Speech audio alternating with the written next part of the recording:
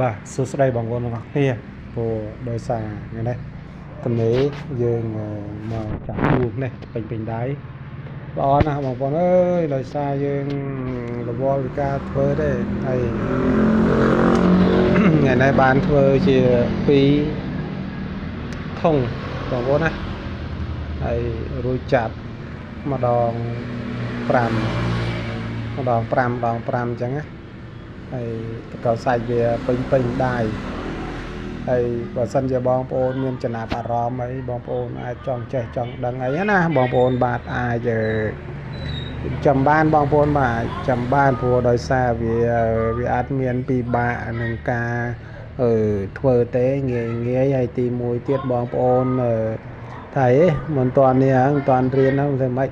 បងប្អូនបញ្ជាក់បងប្អូនណាបងប្អូនអាច comment នៅខាងក្រោមវីដេអូហ្នឹងក៏បានឬមួយដែលឆាតប្រាប់ក៏បានដែរបងប្អូនណាហើយបងប្អូនអាចជួយចុច subscribe ម្នាក់មួយផងហើយចុចរូបកំដៅផងបងប្អូនបាទកុំភ្លេចបងប្អូនថ្មីដែលចង់ចេះចង់រៀន